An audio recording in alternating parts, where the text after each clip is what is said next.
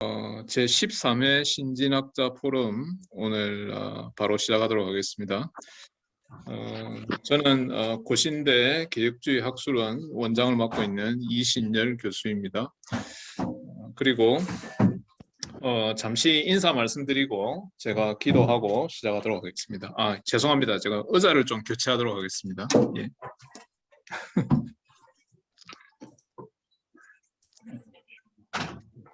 이거 좋네.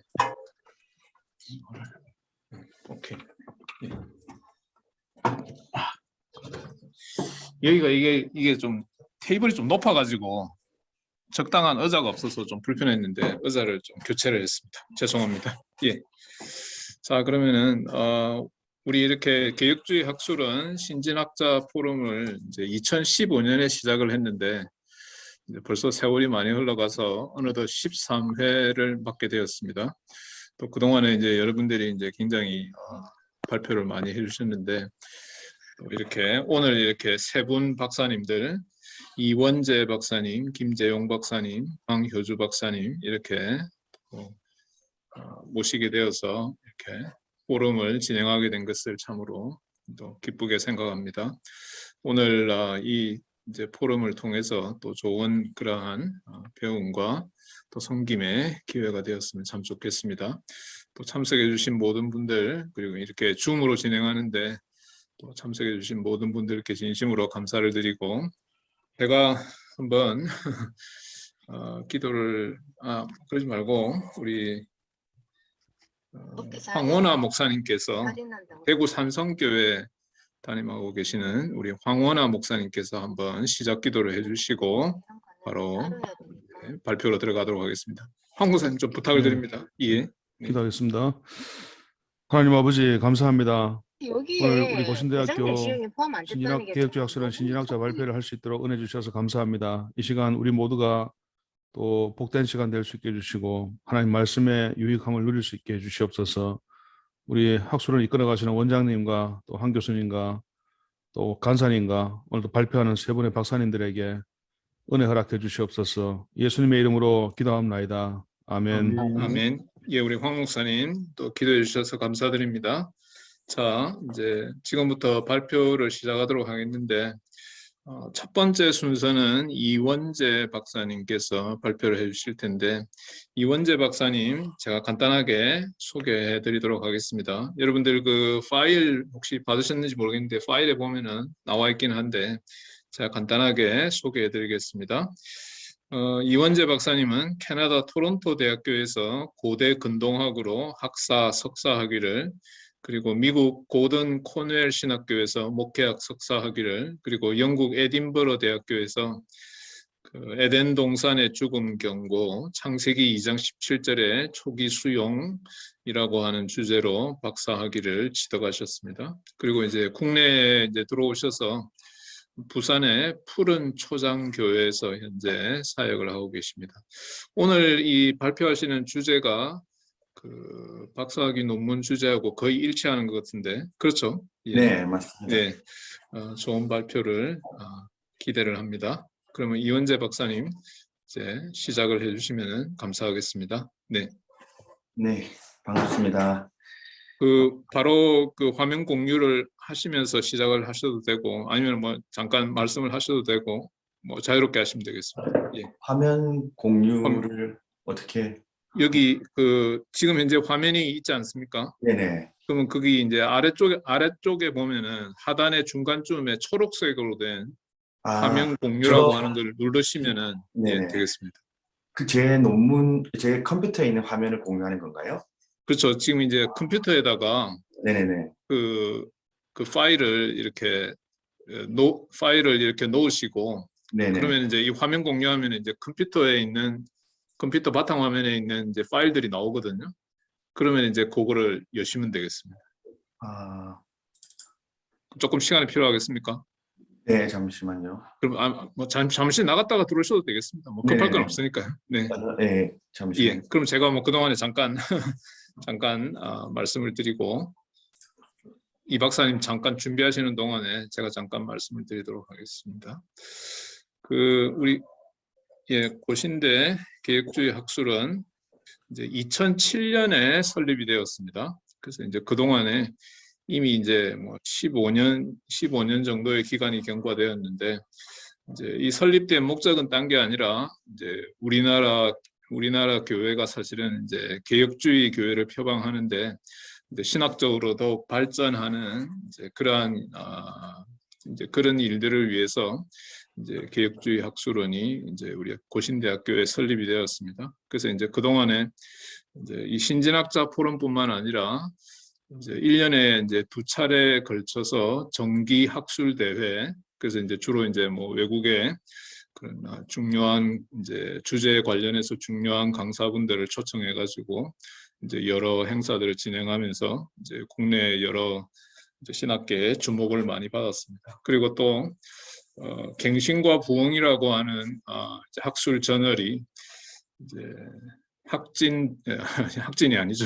연구재단이라 그러죠. 한국연구재단에 이제 등재지가 되어서 이제 많은 분들에게 또 이제 아주 좋은 퀄리티의 그러한 논문을 제공하고 있습니다. 자, 이제 바로 시작을 해도 되겠죠? 예. 예, 그러면 이원재 네. 박사님 바로 시작을 해주시면 감사하겠습니다. 제 논문 원고가 같이 공유되고 있나요? 예, 그렇습니다. 근데 이거를 예. 지금 조금 이제 이게 조금 작거든요. 네. 그래서 혹시 조금 키울 수 있으면은 좀 더 화면 전체를 키워가지고 하실 수 있으면은 조금 더 좋을 것 같습니다. 예, 이렇게 하는 건가? 예. 네. 뭐 그것도 좋고요. 아니면은 이거를 조금 더 이렇게 확장을 해보십시오. 옆으로 예. 이렇게요. 아까 뭐 그 정도면 좋습니다. 예, 그 정도 크기면 너무 좋습니다. 예. 그러면 바로 시작을 하시면 되겠습니다. 네. 지금 화면에 나오고 있는 원고는 제가 제출한 원고인데요.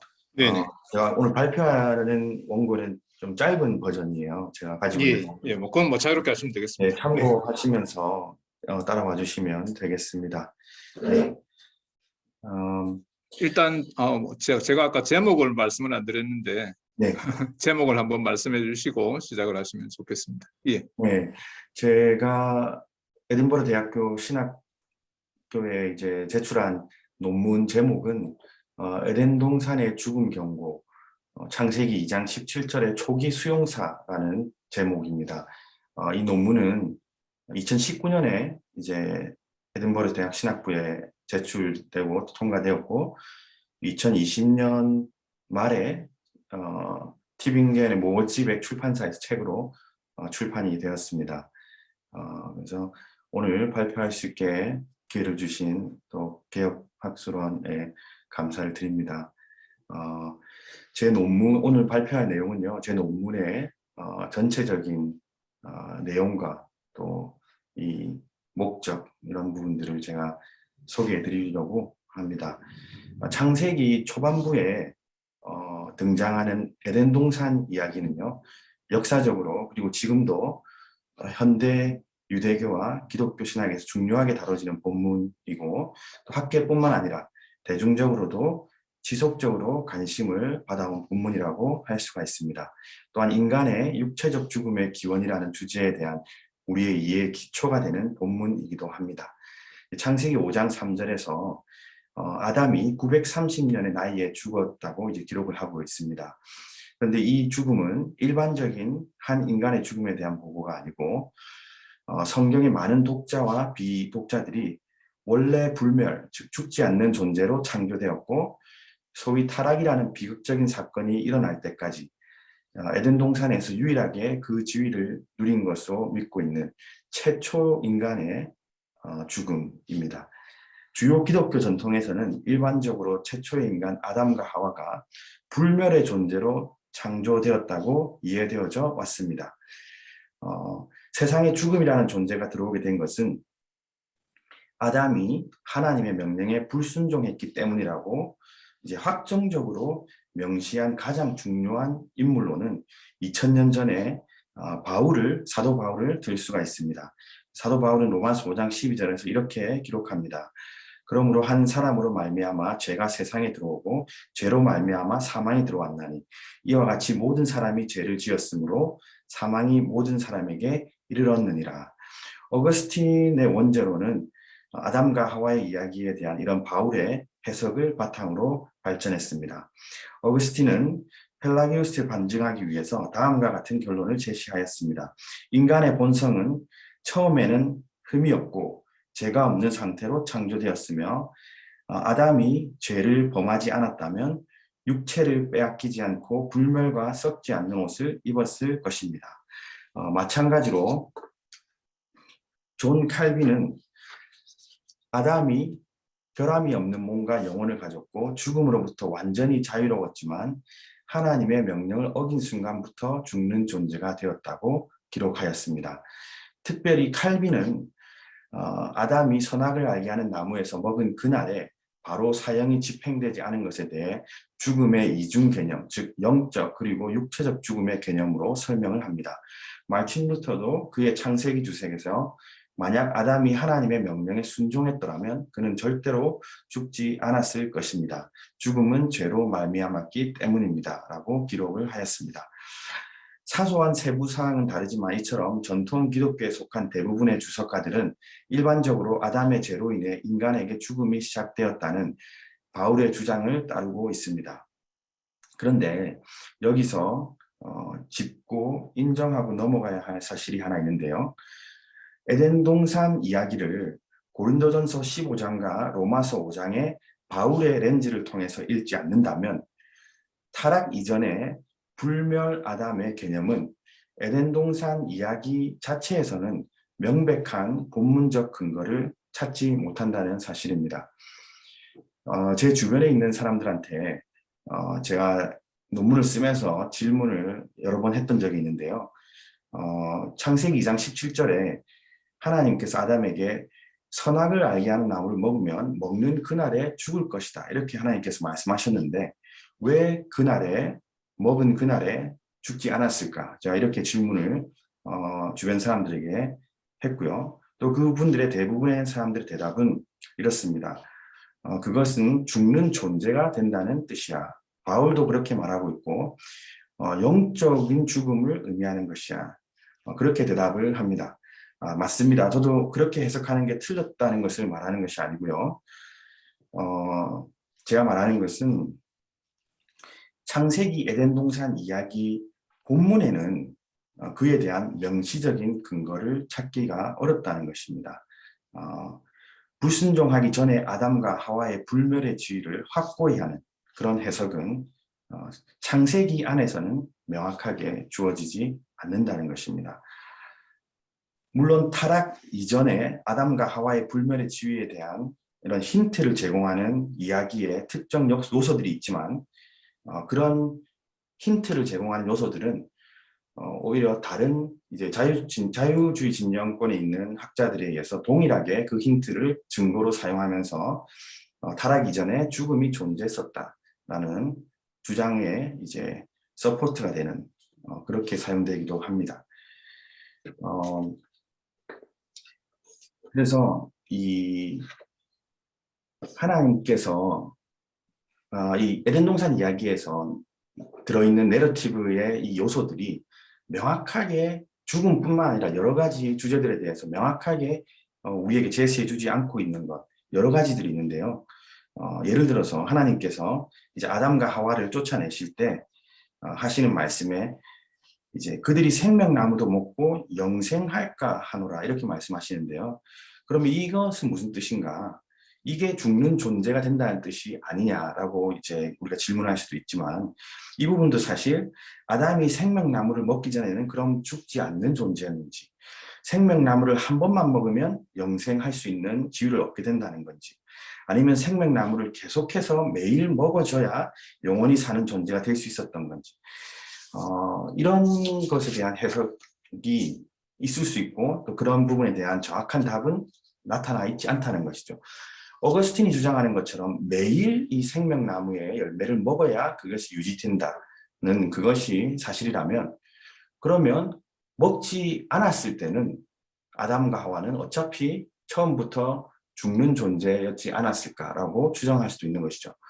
그리고 하나님께서 왜 그렇게 아담과 하와를 급하게 3장 22절에 보면 급하게 쫓아내시려고 하셨는지 이런 부분들에 대한 이유 그런 것들은 이제 이 창세기 내러터가 제공하지 않는 부분들입니다.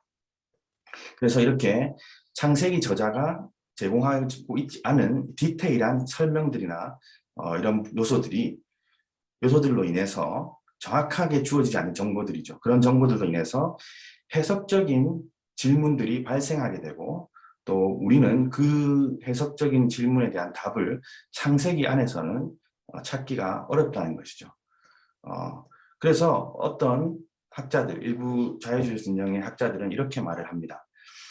아담의 상태와 관련해서 창세기에서 명확하게 제공하는 정보는 죽지 않는 존재에서 죽는 존재가 되었다는 것이 아니라 아담이 영원히 죽지 않는 존재가 될 수 있었는데 그 기회를 잃어버린 것이고, 그렇기 때문에 에덴 동산 이야기를 원래 죽을 수밖에 없었던 존재가 불멸할 수 있는 그 기회를 얻을 수 있었는데 잃어버린 그런 이야기로 봐야 된다. 이렇게 주장하는 학자들도 있습니다. 다시 말씀드리면 이처럼 아담과 하와가 하나님의 명령에 불순종하기 전에 그들의 신체적 상태에 대한 다양한 접근 방식과 다른 이해가 존재하는 이유는 다른 것에 있는 것이 아니라 창세기의 에덴 동산 이야기가 아담과 하와가 그들이 불순종하기 이전에 죽지 않는 존재였는지 또는 죽을 수밖에 없는 존재였는지 이런 사실에 대해서 명확한 본문적 증거를 제공하고 있지 않기 때문이라는 것이죠. 이런 사실은 죽음에 관련된 것뿐만 아니라 다른 주제들도 마찬가지입니다.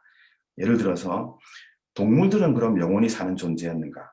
아니면 아담과 하와가 얼마나 많은 자녀들을 낳고 또 가족을 이루었고 또 이런 것들이 언제 이루어졌는지, 또 타락 이전에는 어떤 육체적 상태를 가지고 있었는지 이런 삶에 대해서 정확하게 이제 창세기가 우리에게 제공해 주지 않고 있는 것이죠.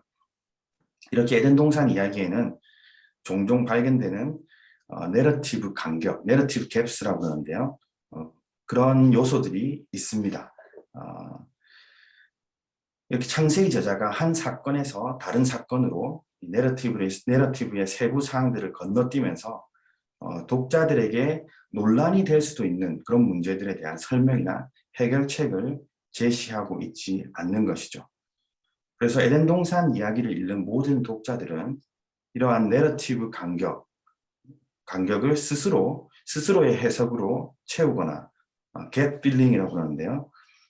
텍스트가 명확하게 제공하는 것만으로 만족하거나 이렇게 할 수밖에 없는 상황에 직면하게 되는 것입니다. 전통 기독교의 해석과는 반대로 최초의 인간인 아담이 처음부터 자연의 원칙에 따른 죽는 존재로, 즉 필멸의 존재로 창조되었다고 주장하는 학자들도 있습니다. 대표적인 인물이 바로 제임스 바라는 학자인데요. 이분이 쓴 책 중에 유명한 책이 The Garden of Eden and the Hope of Immortality라는 책이 있습니다. 에덴 동산과 불멸에 대한 희망, 이런 책인데요. 이 책에서 그의 주장에 따르면 에덴 동산 이야기는 죽음의 도입이 아니라 인간이 불멸에 대한 접근을 영구적으로 상실한 원인을 이제 이야기하고 있습니다. 다르게 말하면 에덴 동산 이야기가 말하는 것은 아담이 앞으로 불멸이 되는 것, 즉 생명나무를 먹게 되는 것의 결과로서 불멸이 될 뻔했었던 이야기이지 처음부터 불멸의 존재에서 필멸의 존재가 되는 이야기가 아니라는 것입니다. 이 바의 주장은 저의 논문 3장에서 더 자세하게 찾아볼 수 있는데요. 간단히 요약하자면 그가 주장하는 것은 이런 부분들입니다. 첫째로는 구약에서 발견되는 문화적인 전제는 죽음은 인간에게 자연스러운 것이다. 그리고 둘째로는 에덴 동산 이야기에서 죄나 불순종 또는 반역과 같은 단어에 대한 언급은 찾아볼 수가 없다. 그리고 세 번째는 창세기뿐만 아니라 히브리어 성경 전체에서도 아담과 하와 이야기가 죄의 존재에 대한 설명으로 전혀 인용되고 있지 않다. 그리고 네 번째로 죄가 세상에 죽음을 가져왔다라는 견해는 구약에 대한 헬레니즘적 해석의 산물일 가능성이 있다. 그리고 다섯 번째로 죄를 지은 결과로 아담에게 주어진 처벌에는 3장에 나오는 창세기 3장에 나오는 그 처벌에는 죽음에 대한 언급이 포함되어 있지 않다라는 그런 것들을 이제 주장합니다. 그래서 이 아담이 불순종하기 이전에 영원히 사는 존재였다는 그 전통적 기독교 견해에 이런 학자들이 의문을 제기하고 또 도전을 하고 있는 것입니다. 또 이 제임스 바라는 학자는 에덴 동산 이야기뿐만 아니라 전체 히브리어 성경에서 죽음이 죄에 대한 처벌로 제시되는 경우보다는 오히려 성경의 많은 증거들이 죽음이 인간의 삶에서 선하고 자연스러운 것이다 간주된다고 그렇게 주장을 합니다. 즉 죽음이라는 것은 하나님께서 부여하신 인간 삶의 일부라는 것이죠. 그리고 또 아담과 하와의 죽음에 대한 사도 바울의 이해는 창세기 본문이 아니라 구약 성경 외적인 책들, 외경이나 제2경전으로 지급되는 그런 책들에서 그 근거가 발견된다라고 주장을 합니다. 그리고 또 바울을 제외하고는 신약의 나머지 저자들은 죄와 죽음을 가져온 사람으로서 아담에 대한 관심이 별로 없고 또 아담과 그리스도의 유행은 바울 자신의 해석이고 그것 또한 로마서 5장과 고린도전서 15장에 한정되어 있다고 주장을 합니다. 저는 처음 이렇게 논문을 쓰기 전에 제임스 바의 책을 접하기 전에는 이런 이슈가 논쟁이 될 수도 있고 또 이렇게 생각하는 학자들이 있을 수도 있구나라고 생각을 했었는데요. 그런데 이와 관련된 책들을 제가 논문을 쓰면서 읽어가면서 놀랬던 것은 창세기의 에덴 동산 이야기를 다루는 대부분의 학자들이 제임스 바와 같은 그런 주장을 한다는 것을 알게 되었어요. 그리고 그러니까 그 주장이 뭐냐면 아담은 불멸의 존재가 아니라 필멸의 존재로 창조되었다고 보는 것이 더 자연스럽다. 성경적인 내용을 봐서도 그렇다라고 주장하는 건데요. 이런 주장에 대해서 많은 학자들 중에서 특별하게 반론을 이렇게 제시하거나 또 학문적인 논문을 쓴다거나 이런 것을 제가 찾아볼 수가 없었습니다. 복음주의 또는 개혁주의 진영에서는 당연하게 받아들여지고 또 반론의 여지가 없는 주제인데요. 반대쪽 진영에서는 즉 성경이 아닌 고대 문서 하나로 보는 사람들은 전혀 다른 그들만의 결론과 해석을 가지고 있고 이에 대해서 서로 부딪히지 않고 서로 다른 곳에서 다른 이야기를 하고 있다는 것입니다. 그래서 저는 사실 보수적인 배경에서 자라고 신앙생활을 했는데요. 제가 이 주제에 대해서 논문을 써야 되겠다라고 확신을 가진 것은 여기서 아무도 이 주제에 대해서 반론을 제기하지 않거나 또 논증을 하지 않으면 이 학자들이 대부분의 창세기 학자들이 다루고 있는 이 내용들이 그냥 자연스럽게 대중들에게 받아들여지고 또 우리가 믿고 있는 이 성경이 거짓이 되어버린다는 그런 위기감이 좀 발동을 한 것 같습니다. 그래서 제가 이 고든 커넬에서 MDB를 제가 했는데요. 그 학위 외에는 대부분 제가 토론토 대학교나 에든버러에서 학문적인 트레이닝을 언어적인 트레이닝을 많이 했는데요.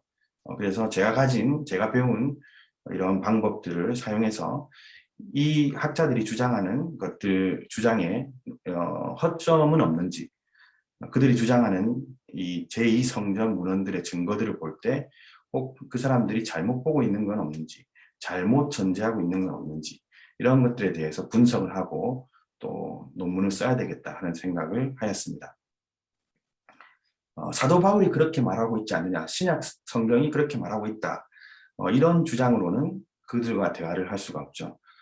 그들이 보는 문서들, 그들이 제시하는 증거들, 그런 주장들을 보면서 그것이 아니다, 그런 허점들을 찾아야 했고요.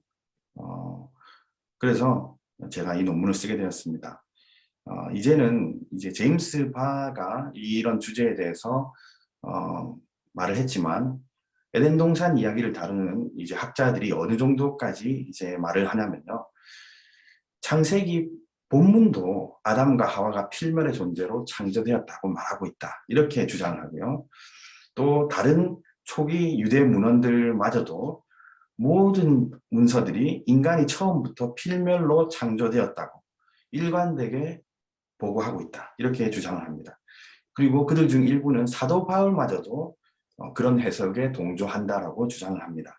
바울이 말했던 이 죽음은, 죄에 대한 죽음은 육체적인 죽음이 아니라 영적 죽음을 의미하는 것이지, 바울도 아담과 하와를 원래 필멸의 존재로 만들어졌다라고 주장한다. 이렇게 학자들은 주장하는 것이죠. 제임스 바가 주장한 것은 이 아담이 필멸의 존재가 아닐 가능성이 크다라고 주장을 했다면, 이제는 그게 아니고 창세기나 바울도 명확하게 아담이 죽는 존재라고 말하고 있다. 이 정도까지 이제 주장을 합니다. 여기서 이 학자들의 주장에서 우리가 심각하게 받아들여야 될 것은 뭐냐면, 그 어떤 문서에도 타락의 결과로 인한 현재의 인간 상태나 죽음에 대한 그런 고려는 찾아볼 수 없다는 것입니다. 오히려 이 외경이나 제2경전, 집회서 같은 문헌에서 죽음이 자연의 일부이고, 또 바울도 마찬가지고 성경 전체에서 아담과 하와가 원래 필멸의 존재로 창조되었다는 명확한 텍스트적 증거를 제공한다. 이렇게 말하고 있는 겁니다. 제 논문에서는 저는 이 학자분들의 주장에 이제 반박을 하면서, 아담과 하와가 불멸의 존재로 창조되었다고 이렇게 제가 주장한 것은 아니고요. 창세기에서는 명확하게 그런 정보를 제공해주지 않는 것이 맞고, 당신들의 주장에도 일부 일리가 있다라고 말을 하고요. 그렇지만 바울을 포함한 성경의 모든 곳에서, 그리고 사회사본을 포함한 성경 외적인 모든 문헌들에서 당신들이 주장하는 것처럼 모두 아담을 하나님이 만드셨을 때부터 필멸의 존재로 동일하게 믿고 있지 않다는 것을 논의해 있습니다. 저는 저희 논문에서 에덴 동산 이야기나 죽음 경고 자체가 말이 울리는 것 같은데 네. 저는 저희 논문에서 에덴 동산 이야기나 죽음 경고 자체가 아담이 불멸의 존재였는지, 또는 먹지 말아야 할 열매를 먹어서 필멸의 존재가 되었는지에 대한 정보를 명확하게 전달하지 않는다는 주장에는 일부 동의하지만, 죽음의 경고, 하나님께서 말씀하신 창세기 2장 17절 죽음의 경고와 그리고 죽음의 시작 사이에 그 연관성이 어떻게 초기 유대 문헌에서 나타내기 시작했는지, 또 나아가서 바울 서신에서 명확하게 드러나는지, 그 연결성을 보여주려고 노력을 했습니다. 70인역의 창세기 번역부터 사망이 한 사람의 죄로 말미암았다는 바울의 확신에 이르기까지, 인류의 육체적 죽음이 시작된 것과 하나님의 죽음 경고를 연관짓는 해석의 역사에는 발전 과정이 있다고 저는 주장을 하였습니다. 창세기 2장 17절에서 언급된 죽음의 의미와 범위, 그리고 해석 역사의 흐름에서 발견되는 죽음의 경고와 육체적 죽음의 시작 사이에 강화된 연관성을 보여주고자 하였습니다. 그래서 저는 어떤 연구의 방법을 썼냐면요. 제 논문의 방법론에 대해서 말씀을 드리겠습니다. 최근 신학계에서 수용사 연구에 관심이 많습니다. 수용사라는 말을 익숙치 않은 분들도 많으실 텐데요. 수용사는 영어로는 reception history라고 합니다. 말 그대로 성경의 본문이 어떻게 각각 다른 공동체, 특별히 신앙 공동체에서 그 본문이 수용되어져 왔는가를 연구하는 것이 수용사라고 하죠. 이 수용사는요, 일반적으로 이 성경 본문, 그 텍스트가 독자의 해석이나 이해와는 별개로 받아들여질 수 없다라는 확신을 가지고 그 본문이 시간이 지남에 따라 다양한 신앙 공동체에 의해서 어떻게 받아들여지고 해석되어져 왔는지에 대한 연구로 정의를 할 수가 있을 것입니다. 저자, 그 본문을 쓴 저자, 그리고 그 본문 텍스트, 그리고 그 본문을 읽는 독자라는 이 해석의 삼중 구도 속에서 산출되는 다양한 의미, 해석의 가능성과 흐름을 살펴보는 연구를 수용사라고 합니다. 이런 수용사적인 관점에서 이제 창세기 2장 17절에 하나님께서 말씀하신 그 죽음의 경고, 그 죽음 경고에 대한 초기 유대 수용사를 살펴보는 것이 제 논문의 연구 이제 목적이고 또 방법입니다. 창세기의 창조와 또 에덴 동산에서 다룰 수 있는 주제들은 많이 있지만 제 논문의 범위는 이 2장 17절에 나오는 죽음 경고, 최초의 인간인 아담이 자신의 죄로 인해 죽는 존재가 되었다는 그 개념의 발전 과정을 살펴보는 것에 목적을 두는 초기 유대 수용사와 해석으로 제안을 하였습니다. 그리고 제 논문의 특징은 다른 이전 연구들과 구별되는 부분에 대해서 제가 말씀을 드리자면, 먼저 창세기 2장 17절의 죽음 경고 그 자체에 대해서 깊이 있는 분석, 본문 비평, 언어적 또는 주석적인 방법을 통한 연구는 아직까지는 없었습니다. 이 죽음 경고가 처음 창세기에서 사용될 때부터, 그리고 이 동일한 죽음 경고가 창세기 전체와 모세오경, 그리고 구약 전체, 그리고 성경 외적인 유대 문헌들에서 어떻게 사용되었는지, 어떤 맥락에서 사용되었는지에 대한 분석은 전무합니다. 특별히 죽음 경고에 대해 좁은 초점을 두면서 이런 본문 비평적 그리고 주석적 방법을 사용해서 초기 유대 문학의 수용사를 추적하는 방식은 다른 연구와 구별되는 독특함을 가지고 있다고 할 수가 있을 것입니다.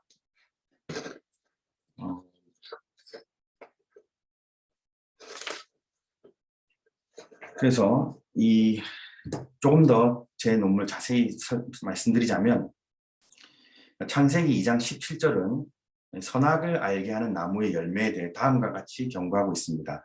내가 그것을 먹는 날에는 반드시 죽으리라. 그리고 이 경고를 읽으면서 종종 발생하는 질문, 즉 아담과 하와가 원래 육체적으로 불멸하는 존재였는지 필멸하는 존재로 창조되었는지, 그 여부는 왜 최초의 인간이 불순종한 직후에 하나님께서 경고하신 대로 죽지 않는가? 라는 질문과 이제 밀접하게 관련되어 있다고 할 수가 있습니다.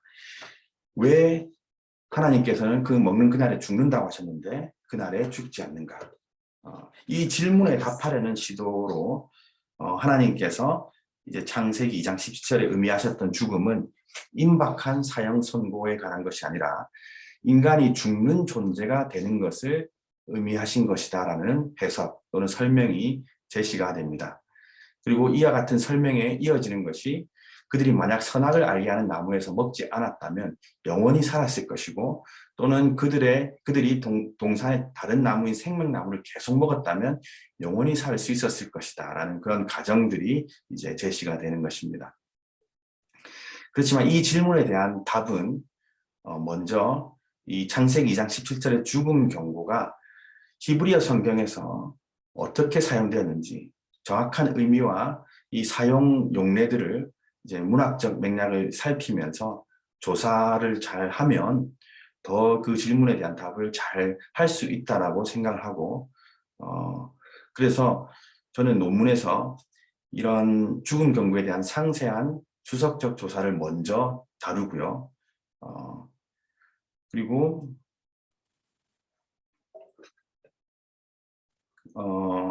그 이후에 이제 이 성경 이외에 이제 이 경고나 또 그리고 죽음에 대한 해석이 어떻게 초기 유대 문헌에서 이제 받아들여지고 해석되어져 왔는지, 그런 연결성들을 제가 이제 살펴보았습니다.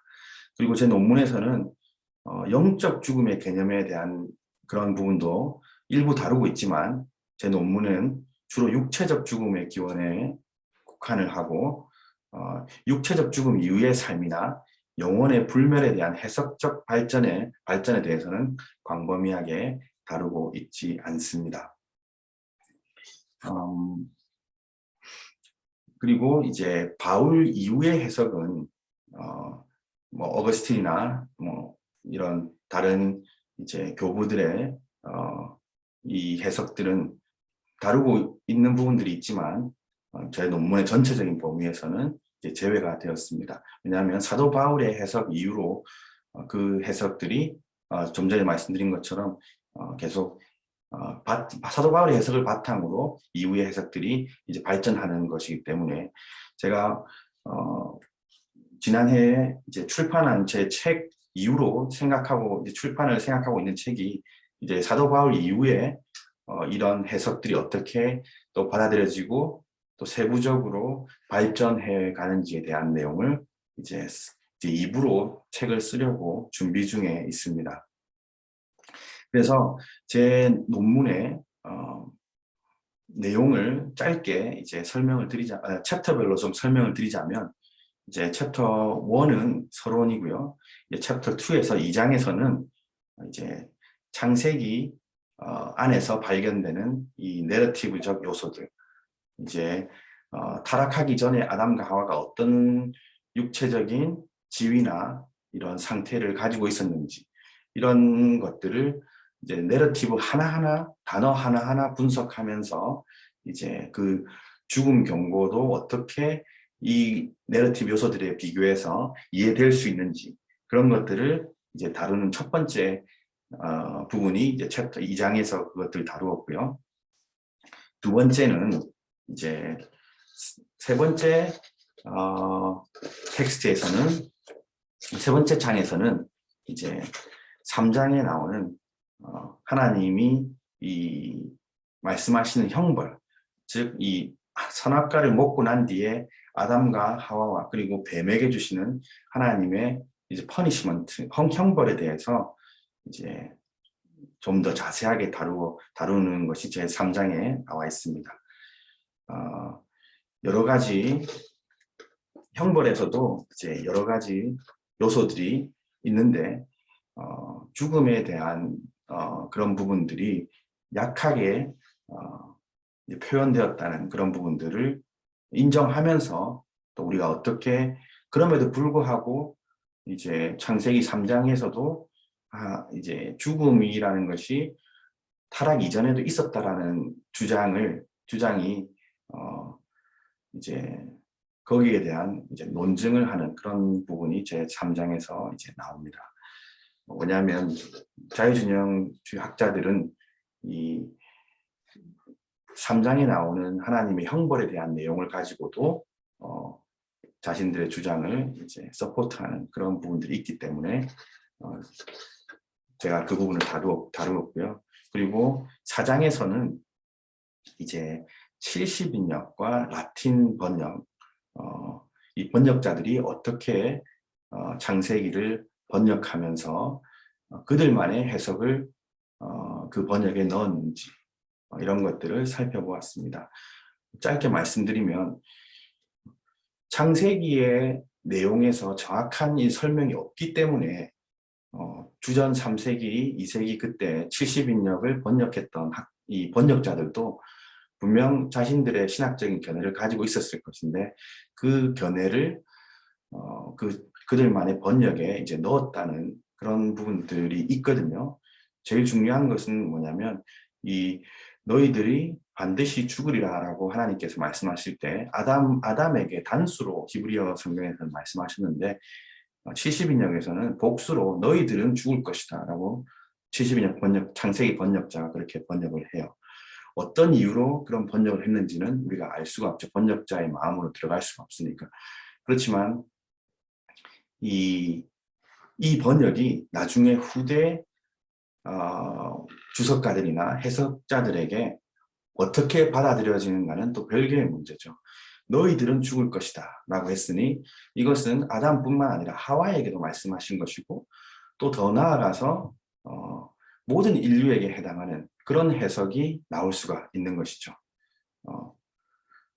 그래서 그 시마크스나 뭐 이런 후대 사람들을 보면 그들의 글을 보면 실제로 이 70인역의 복수로 표현된 죽음 경고를 모든 인류에게 확장시키는 그런 해석들이 있죠. 그리고 일부 학자들은 이제 바울이 이제 죽음이 모든 인류에게 들어왔다는 그 해석이 이런 70인역에서 비롯된 것이 아닌가라고 추정을 할 수도 있게 되는 것이죠. 어쨌든 이런 이 70인역이 좀 최초의 이제 창세기 번역이지만 그 70인역뿐만 아니라 그 70인역과 라틴어 그리고 나중에 영어까지 어떻게 이 번역들이 이어지면서 해석의 흐름들이 있는지 그것들을 추정하는 그런 작업을 제가 논문의 4장에서 이제 다루었고요. 5장에서는 이제 사회사본에 나타난 이 죽음 경고 그리고 죽음 경고와 관련된 해석들 이런 것들을 이제 제가 다룹니다.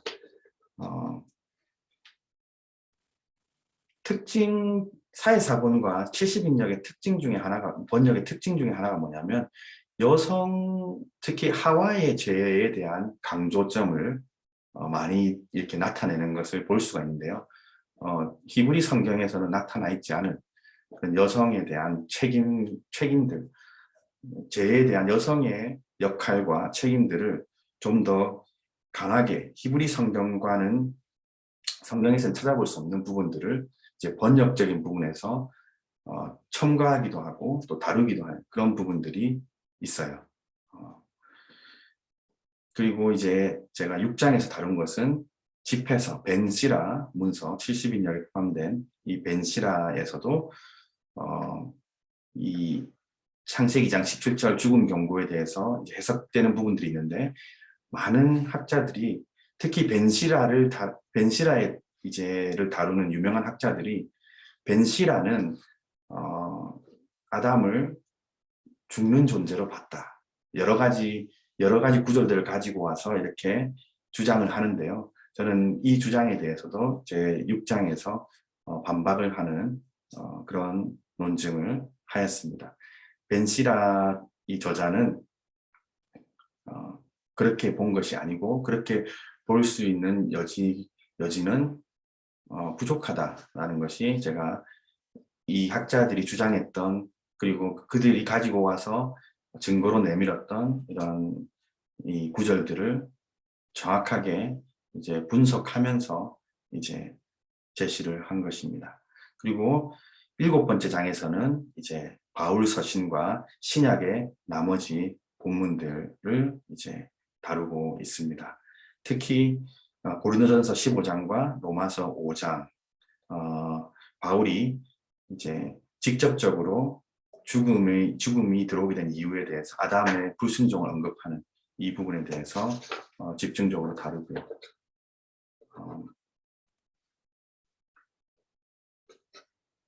7장에 이어서 이제 8장은 이제 결론장인데요. 결론적으로 제 논문은 위에서 언급한 여러 유대 문서들에서 이제 이런 해석들이 발전되고 명확해지는 그런 연결고리들, 해석의 역사들을 이어주는 그런 논문을 제가 결론적으로 제시하였습니다. 그 전에는 이제 죽음이라는 것은 하나님이 자연적으로 이제 인간에게 주신 것이고 또 성경뿐만 아니라 성경 외적인 여러 이 성경 문서들에서 보면 우리가 그런 것들을 발견할 수 있다. 죽음이라는 것은 죄에 대한 결과로서 들어온 것이 바울이 말하는 것처럼 들어온 것이 아니다 라고 이제 주장들이 있었다면 저는 그것이 아니고 좀 더 자세히 그 문서들을 살펴보면 처음에 창세기에서는 명확하게 그런 부분들이 드러나지 않는 창세기의 이 내러티브 특성상 정확하게 드러나지 않는 부분들이 있는 것은 사실이지만 그에 대한 해석이 성경 안에서 그리고 성경 밖에서 일괄적으로 그 해석이 발전되고 또 명확하게 드러나고 또 이어지는 그런 부분들이 있다는 것을 제가 결론적으로 이 논문에서 제시하였습니다. 네, 그래서 저는 이제 제 논문을 이제 심사로 들어오신 분 중에 한 분이 콘라드 슈미드라는 이제 네덜란드에 계신 교수님인데 그 교수님이 제 논문과는 정말 정반대의 주장을 하신 그런 분들 중에 한 분이에요. 이 창세기 죽음에 대해서 이제 자연적인 것이고 아담은 필멸의 존재로 창조되었다라고 주장하신 책을 쓰신 분인데 저는 그분의 책에 아티클에 반박을 하면서 썼어요. 근데 이분이 제가 들어오실 줄은 몰랐는데 이분이 들어오게 되셨는데 이분은 제 논문에 대해서 반박을 하신 것이 아니고 정말 잘 반박했다 이렇게 말씀해 주시더라고요. 그래서 자유주의 진영에 있는 학자분들도 이런 부분들을 이제 제시했을 때 받아들여주고 또 이런 부분들을 논쟁할 수 있고 또 이제 복음주의권의 주장들을 이제 학문적으로 좀 더 제시할 수 있는 그런 부분에서 의미를 둘 수 있다라고 저는 생각을 할 수가 있는 것 같습니다. 그래서 좀 더 이런 부분에서 우리 복음주의권에서 죽음뿐만 아니라 여러 주제들을 같이 논쟁하고 이렇게 제시할 수 있는 그런 부분들이 있었으면 좋겠다는 것이 저희 생각이고요. 네. 그런 말씀 드리면서 제 발표를 여기서 마무리하도록 하겠습니다. 네. 예, 우리 이원재 박사님, 이제 에딘버러 대학에서 이렇게 박사학위 논문으로 제출하신 창세기 2장 17절 그 인간의 이제 그 죽음 문제에 대해서 사실은 이제 학계에서 최초로 이제 이 본문에 대해서 집중적으로 연구하신 것이다라고 그렇게 말씀하셨는데 또 이렇게 시간까지 잘 지키시고 이렇게 요약적으로 잘 발표를 해주셔서 감사합니다. 수고를 많이 하셨고 이제 그 창세기 2장 17절이라고 하는 어떻게 보면 이제 인간론적으로 이제 굉장히 중요한 본문인데 이제 이 본문에 대해서 지금까지 이제 본격적인 연구가 이루어지지 않았다. 그리고 이제 이 본문을 이제 필멸의 관점에서 해석하는 이제 그런 주장들에 대해서 반론을 제기하는 가운데 구약학계에 또 상당한 기여를 하신 것이 아닌가 이제 그렇게 생각을 하게 되었습니다. 수고 많이 하셨고요. 자, 이제 두 번째로 김재용 박사님, 우리 고신대학교에서 2020년 2년 전에 이제 박사학위를 취득하셨는데 간단하게 제가 소개를 하고 발표를 하시도록 하겠습니다. 이제 김재영 박사님은 고신대학교에서 신학을 쭉 공부하셨습니다. 그리고 2020년에 이제 칼빈의 중간 상태 개념 연구로 신학 박사 학위를 받았습니다. 포항 대흥교회, 부산 온천교회에서 부목사로 사역했고 이 박사학위 논문으로 이제 작년에 칼빈의 예정론과 섭리론, 중간 상태 개념을 중심으로 이제 이렇게 해가지고 크리스찬 르네상스라고 하는 출판사에서 이제 박사학위 논문이 이제 이렇게 출판이 돼서 소개가 된 바 있습니다. 김 박사님께서 오늘은 약간 다른 주제이기는 한데 뭐 논문과도 관련이 있긴 있습니다. 하나님의 선택 대상자에 대한 칼빈의 인식이다라고 하는 제목으로 발표를 해주시겠습니다. 지금 2시 20분인데 2시 20분부터 40분 동안 3시까지 발표해 주시고 이제 그러고 이제 10분을 쉬도록 하겠는데 기프티콘 관련해서 이제 관심이 되게 많으실 텐데 제가 안내를 해드리도록 하겠습니다.